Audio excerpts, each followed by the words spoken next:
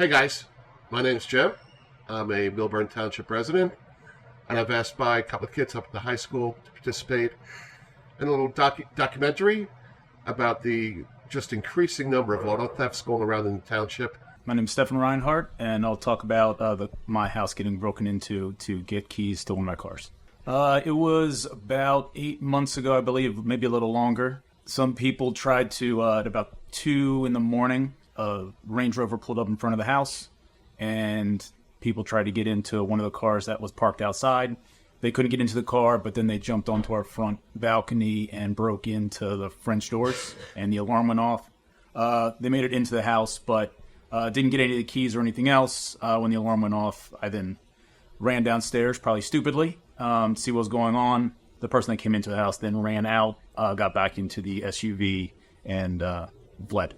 My experience was probably not very dissimilar than most folks in town that find their cars getting pinched. I was driving home from work on a Friday evening, and it was raining. I'm talking cats and dogs. So I had to make a quick bolt to my back door, but I had a briefcase with me, and it was reasonably new, and quite frankly, it was a super nice leather briefcase. And I said, you know what? Let me just leave it in the car. I come back and get it over the weekend. No big deal. Done it 1,000 times. Long story short, fast forward to Monday morning, come back to get into my car, take off for work, and there's no car. I look at my wife, I look at my children, and I'm like, who's got the Audi? And it turned out nobody had the Audi because the Audi got pinched. So it seemed that I had left my bag in the car over the long weekend, and my key was in there, my key fob. And it's a story you hear continually throughout the township. People who leave their key fobs in the car. All they got to do is show up in the car, open the door, hit the button, and off they go. And frankly, that's what happened to me. I have a lot of cameras around the house, so it's unfortunately pretty frequent that people come by and try and get into one of the cars that's parked outside. So that's not infrequent in this neighborhood, or I think in many of the neighborhoods around here. But the next level of breaking into your house just is a total violation. Feel very unsafe. You know, I have a wife and a daughter and just everything in the middle of the night when the alarm goes off and people are in their house. That's just a very violating experience, and you kind of try and figure out, you know, how best you can protect yourself and your family. But yeah, it was kind of the next level of emotion. You know, it's one thing when they're checking doors to see if they're unlocked, they can steal stuff out of your cars, but when they actually break into your home, that's just the next level of you're not feeling safe. Getting the car back is not the most. That's not the most important thing. That's not what's really on your mind. It's like, how did I let this happen? How could I be so dumb? Just a lot of frustration. A lot of these thefts are being done by youth under 18, oftentimes under 17, because if they get pinched in the act of driving with the stolen car or stealing the car, they're released to parents, within hours, as opposed to folks a little bit older, certainly over 18, 21, and, they're going to go to jail, right? So it seems to be like there's a lot of gangs of younger people who are stealing these cars and turning them over to people for a profit. I think it depends on the actual vehicle. There's some vehicles, lower end vehicles, they just do it for joyriding. They're easy to steal. They're just going to go and race them and basically just end up, wrecking them at some point in time a couple hours later.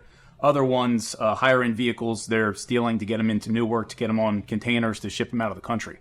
So it totally depends on exactly what cars they're targeting. The biggest problem is there's just no consequence or accountability for these people that are doing it. The police don't have the ability in certain towns to chase the vehicles or do anything else. They've put a lot of the pressure and responsibility back on the police. So if anything happens in a police chase, the police get in trouble and not the perpetrators that did anything. So police don't have the power I think they should have. If there's thunderstorms, particularly early in the week, that's when a lot of these crimes happen. So having an awareness around that, is certainly a good deterrent. And I think as far as the, local police departments, it's knowing the dynamics of when these crimes are happening, right? You can't just stop a car load of 4 people driving through the neighborhood at 3 o'clock in the morning because you feel like it, right? But you can perhaps do an alcohol sobriety test point on some of the main roads moving in and out of town. Pop them up at 3 o'clock in the morning. Pop them up on Mondays and Tuesdays. You're going to probably find a lot of people, with sobriety issues at that hour. I doubt it. But if you find a bunch of people roaming around town at that hour, guess what? They might be doing something else they shouldn't be doing. And I'm willing to gamble. You could have people, maybe it's not their car. Maybe it's a stolen car. Maybe they pinched it from somebody else.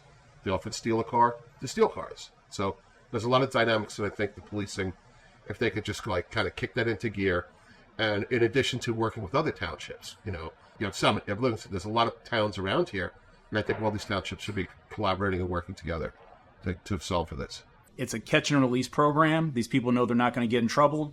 I mean, I have a buddy whose son is a police officer a couple towns over, and a couple months ago he nailed a guy that two people that had stolen a vehicle, arrested them, took them into the station.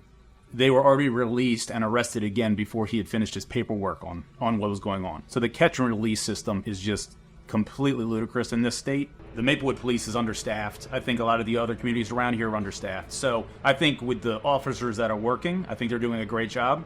But I think that there are a lot of open positions on police forces around here right now. And so the ones that are working hard, but a lot of people don't want to work in this area because they don't feel the support from the government or from the political sides around here to take the job. So I think that has been a big issue and concern in this town.